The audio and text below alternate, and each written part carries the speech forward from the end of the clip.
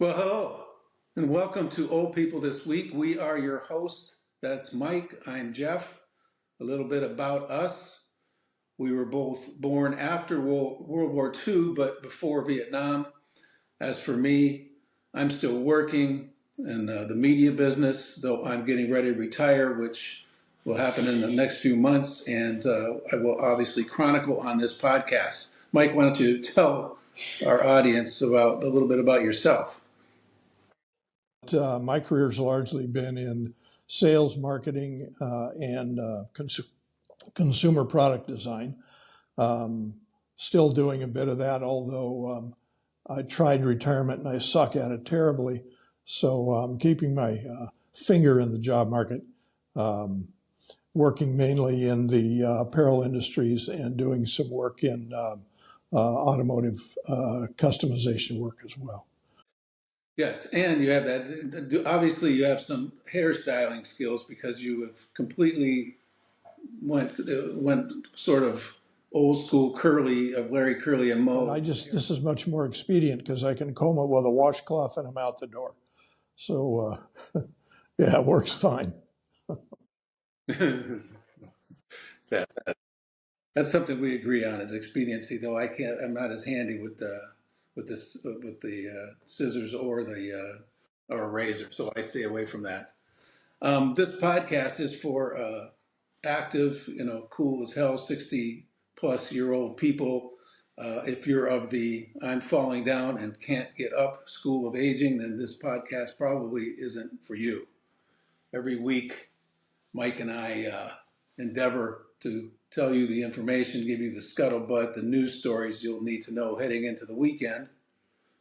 That's not, these are not headline news, by the way. Our news is a little bit odder because you know what the headline news is. You see it all day long. This is the kind of stuff that will make you sound smart when you're with your friends at having coffee or playing golf or at the gym or definitely at happy hour. You can email us with your questions, your comments, stories that you want to share with us at oldpeoplethisweek@gmail.com. So anyway, without any further ado, we'll get right to it. And of course, the number one story, as it always is for Mike and I, is the Golden Bachelor, where this week, if you watched it last Thursday night, Gary went to the three hometowns of the last three ladies, who's Teresa, who's 71, Faith, who's 61, and Leslie, who's 64 years young. And I thought that he's put in this position now, as I mentioned the last time we talked about this, where he's around grandkids, he's around family members, and he can't. And what's he going to say? When they're asking him questions like, "Are you going to marry Nana? Are you going to marry my mom?" And he's like, he doesn't stumble through it because he's pretty slick, but he dances around it. And though he did tell two of the three women that he loved them out loud, and so they're going to hold him to that, I suspect. So anyway, what did you think? Well, interesting point about that. Um, and watched the Kelly Ripka show this morning, and they were interviewing him, and Kelly asked him, how can you tell two or three different women that you love them? And his answer essentially was, I love them in the moment. And it would probably be a longer term decision to know whether or not it was someone I wanted to spend the rest of my life with. So, which brings up is it infatuation of the moment, or, are you caught up in the process or whatever? But yeah, I mean, he seemed to be genuinely saying to the two women he told he loved, I mean, that seemed to be a genuine comment. It wasn't a throwaway, or I got to get out of here because I have to get to Benton City, Washington. But Yeah, yeah, yeah. Well, that answer that in the moment sounds like it was written by a publicist or someone from ABC to tell him to say that. But I agree that in the moment there, he probably he just you're just between a rock and a hard place. He just is saying things that are just to not placate him, but to make he doesn't want them to be unhappy. That's a tough spot to be in. I mean, you got to get through that. And I'm sure there's a guy off camera giving him the, you know, hurry it up, Gary. Well, there's a lot of stuff going off camera. I mean, they're cutting down hours and hours and hours and hours of footage into minutes that they show on the episode. So, at any rate, and then the other thing I thought about was that in only one of the three hometowns did he actually go to the home. You know, yeah. So they either don't have a place that the ABC thought was respectful enough that they wanted to shoot at, or the people themselves didn't want to be shot at their homes or have had to shoot video at their homes. So you saw one out there where she was at the farm out there where there was a horse farm, and the other one was just an obscure sort of a rented loft kind of space that he had. Yeah, like a convention center or something. Yeah, yeah, it was odd. It was odd. But he's in that now. Now what does he do? Now I don't care. He can continue to push this off, but he's going to have to make a decision and soon about what he's going to do here. I'm guessing it's the one he gave the rose to.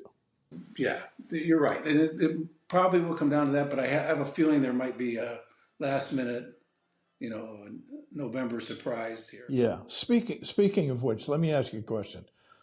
It struck me in seeing the three finalists standing side by side the other evening that there was a remarkable resemblance. I mean, they all looked the same. If you discounted the difference in their height, they all looked pretty much the same. If you squint, they all look the same, and I'll bet they all look like his deceased wife, and all the in that original photo, all the blondes are gone. All the there is a type that he likes, but you have to figure. I would if I was producing this thing at the beginning, when they selected him, I would ask him, "What are you looking for?" I mean, you don't want to get started and have 20 odd women there who aren't going to, right off the bat aren't going to be attracted to him or he attracted to them. So anyway, yeah, it's interesting. That's what they should do at the last show is reveal a picture of his wife and then add a picture of the one he chose. It's better than a train wreck. It's, it's like the high speed chases they film on LA News every evening. It's like that guy's going to hit something at some point. All right, for our second story, it's even better than the Golden Bachelor. Is if those of you who are not aware of the term Florida man, you should make yourself aware, but or not. But and the explanation that I saw online was Florida man is an internet meme first popularized in 2013, referring to the alleged prevalence of people performing irrational or maniacal actions in the U.S. state of Florida. and and then once you started going, that's kind of an hard to read little explanation. But once you actually go into some of the maniacal acts that they've chronicled, there is an incredible array of them that's been going on for years. And unbeknownst to me, but there is a sub world, like a Reddit world, just full of the misdeeds of men who are Florida based and who do wacky things. Right, when you see internet fails, then it's almost like that's whose face in the dictionary goes next to the word internet fails is the Florida man. But what I was telling you about is that I had stumbled upon this website for this event or series of events that's happening early next year called the Florida Man Games. And I went to the website and it's incredible. And I'm going to list the website on here on the podcast. So if you see this, you can go to because the website alone is worth going to. Some of the games that were on that website for this event are the weaponized pool noodle mud duel. Evading arrest obstacle course. Now, this one was where a person dressed up by a cop is chasing a Florida man through an obstacle course. And then the category five cash grab, which is there's money is put into a space and the Florida man has to go in there and grab as much money as he can. But the wind is blowing at category five level while he's trying to grab money. And then there was a catalytic converter, two bikes, and a handful of copper pipes, a race against time, in which a guy in a motorcycle is loaded up on the back of a single motorcycle with all kind of stuff like copper pipes and this and that they'd stolen, obviously, and it's just strapped awkwardly to this motorcycle, and then the guy has to drive at a certain length of, certain way down the road and not die. Yeah, this will be a good subject for our viewers or listeners to respond to and engage with us on too, because some of these events, I mean, it's like you take a can of wood putty, a length of rope, and a screwdriver and tell 10 different people to see what they can do with it and film the carnage. And then the Beer Belly Florida Sumo. There's a mechanical gator, by the way, a wipeout log slammer, and a mullet contest. And the wipeout log slammer is there's a television show called Wipeout. It was on ABC for a while. And one of the things that they had on was like a baseball bat, kind of a long 10-foot rod that would just swing around very quickly, and you would either get hit with it or jump over it. And so they've adapted that for the Florida Man games. I'm not gonna be in the mullet contest, by the way.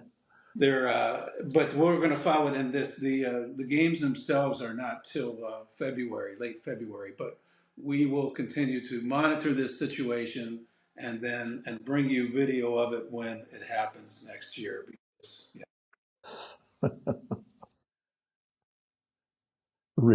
Report diligently. Yeah. Yeah. Anyway, so and this sort of plays into the Florida Man. Sort of, it fits as our next topic, which is crickets and other strange food. Because as you had noted to me a week or so ago, that there's a restaurants or there's a delicacy for eating refried or fried crickets. Yeah, and I had actually seen a restaurant, a Mexican restaurant, that had it on their menu. And I didn't try it, but they had it on there. But what was where did you see this at? What was the draw for it? It's a significantly growing category, food category. Maybe more logically in other countries than here, but I mean, all sorts of things, from tuna fish eyeballs to all sorts of bugs and creatures. So it just struck me that it was like human composting was something I never really had heard much about or thought about, and yet it's a significant factor out there to a lot of people. Yeah, well, there's a television show I think on Food Network called Bizarre Foods, that Zimmerman guy, and he goes all around the world and experiences all kinds of this, and the sort of the premise of the show is that he's not afraid to try anything. And that's right. I was going to ask you. I also saw that the tuna fish eyeballs, but the question is, what would you try? And here's a couple things I'm going to throw them at you, see if you would try this. Now, I've had broken bread with you before, and I've seen you eat steak and braised short ribs, but that's what I've never seen you go outside of that regular world. But would you try deep fried tarantula? No. Would you try soup made from ant eggs? Ant caviar. Highly unlikely. Yeah. Well, here's one. This is one I know that I don't think any human being other than a Canadian would try. And this is from Canada, moose nose in jelly.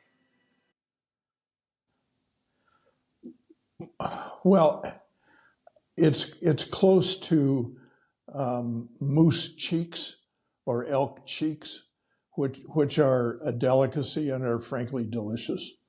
But the nose, I guess if you go the other end of the ox and eat the tail, you'd probably try the nose. I don't know. And everything in between. There's one, what is you're from the area when you grew up, didn't they eat cow testicles or some testicles?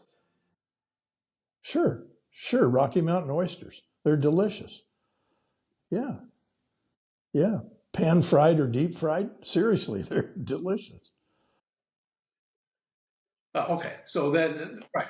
So, but I imagine if we're making fun of somebody who would eat deep fried tarantula, but that person might gag at the thought of eating Rocky Mountain oysters. Oh yeah. No, run screaming from the room. No, but for context, as you're right, I grew up in the western mountain northwest, Washington, Idaho, Montana. We eat rattlesnake every once in a while, um, and quite frankly, it's pretty good. But you just think about the about the concept is like hell no, I'm not trying that. But actually, it's pretty good. So I've never had rattlesnake, alligator. I've had octopus, and I met, I know people who will not go near an octopus tentacle. But anyway, yeah, I didn't for years, but I tried it and it's okay. I mean, calamari's calamari. so that's what it comes down to. It comes down to culture, and it comes down to location sometimes, as in, where you're from near the Rockies, or it might come down to just what's available. Yeah, if you're hungry, you know, how hungry would you be for a deep fried tarantula to hit the spot? I don't know. No, the one that I would not do of this group was it's called corn smut, and I looked it up because I was like, what the hell? And it's a fungus that grows onto decaying basically ears of corn, and they use that fungus as somehow they cook that up and eat it. This was in Mexico. That sounds like desperation, but who knows? Corn smut. No, I mean, get a marketing guy involved quickly. Okay, so I had a little quiz I was going to throw at you here um, for this next little section. Who are the four most wealthy living athletes based on career earnings, not just what they earn doing their sport? So you're talking about um, promotional revenue, that kind of thing. Most of their money was made post career on all these four athletes. Interesting. Way off the top of my head, I'm going to say Tom Brady. Nope, Tom was not on the list of the top four. Nope. Um, Probably basketball players. Michael Jordan, probably. Yeah, but you're right. Michael Jordan is on the list. Michael Jordan is on the list. I'll give you number one, and actually now you know number two. Number one, Tiger Woods. Number two, Jordan. Now three and four, I'll give you the hint. Both of the three and four are former professional basketball players. Steph Curry. No. So number three is LeBron James, and his money comes from not just the endorsements, but because of this really successful production company he has. I was going to say he's big in media now, right? Yeah, he's got media and he's got marketing, and he's got his fingers in a bunch of businesses that are all making money. And then the last, and the reason I brought this article up was because I read an article was because one person had just joined the list, and that's Magic Johnson. That makes sense. That makes sense. And Magic had made money by his was the most diversified. His money he made it in all kinds of different businesses, including a part ownership or in a movie distribution company, as well as things like he owned part of the Lakers, he owned part of LAFC, the soccer team in Los Angeles, and he owns all kinds of other things that he sold for money. So he just entered the group. Those four athletes are the four wealthiest athletes, and that's pretty amazing. I can see Tiger Wood. That's, but the others, and I really don't follow or know that much about basketball, but you see enough of those guys on television and in, their promotional activities, you can understand that, I guess. Well, you didn't do great on that test, but I have my own testing issues. In our state, I found out that when you turn 70, you have to go to the DMV and retake the paper driving test, the exam, not the driving exam, but you have to take the other test, the written test, and you have to get your eyes tested. It's automatic. I went to the optometrist and got a new pair of glasses so that I could see when I took this test, and I went to the and I went and started studying for this driver's test. And one of the articles I read scared me because it said there's too many. It's very difficult. It's too hard, yeah. You're going to look like a fool, and you're going to fail, and then you're going to be pissed off. And so all of the above will happen if I fail. I will be pissed off, and I won't. I'll have to retake it, I guess. But anyways, that's looming in front of me, so I'm studying for that right now, and I'll give you an update on that next week. It probably validates the existence of the test if all of us facing having to take it think it's too hard. The state's probably saying, "Thank God we can get them off the road quicker." That's exactly what's going on here. They don't want us on the road, so they make the test impossible. But I'll let you know how that happens. Even if I fail it, I will bring it up and own up to my. I want to know the questions you miss. Yeah, yeah. There was some on there that are very difficult. It's like they're all close to each other. Is it 25 miles an hour in a school zone? Is it 15? Is it how many feet out from an intersection do you turn on the blinkers? There's a lot of info that it's going to be crammed in my head when I go take this test. Anyway, the last thing is we did get an email, our first one from a guy named Steve, and he was referring to our piece last week on human composting, but he asked how much is it actually cost because we didn't mention it.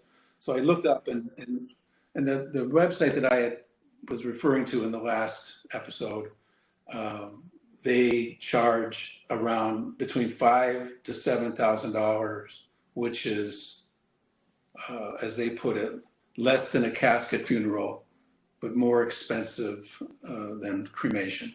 Yeah, the price range for those of you who want to put Grandpa in a box in the backyard.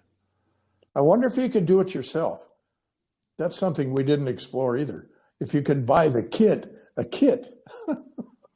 Self-composting. We'd make $1 million. There'd be an aisle at Lowe's and Home Depot. Self-composting kit. That's so wacko. All right. Last but not least, there is a thrift store near us here, and there was a sign out in front of it. I forgot to take a picture, to remind ourselves, you and I, that we have to start taking pictures of things we see that are funny because we can put them in here. They asked people on the sign, they have a list of what they want you to donate, the furniture, this, and everything, and then what not to donate. And one of the things not to donate is sex toys, just regular toys, not sex toys. Yeah, please. And I thought if they're putting a sign up, they must have gotten a lot of these things, sex toys, donated, and they've had it with that. Yeah.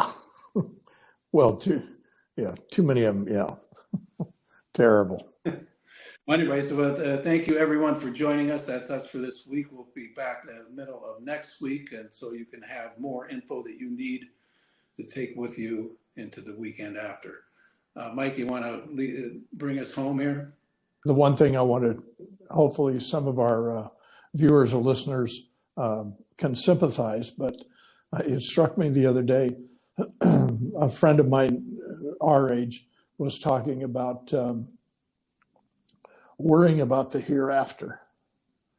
And I just couldn't help but saying I had the same problem. I worry about it a lot too, but in not the spiritual sense. It's that moment when you walk into a room and stand for a moment and then ask yourself, what did I come in here after? And I thought, well. All right, thank you, brother. We'll see you soon. Good to see you. Goodbye, everyone.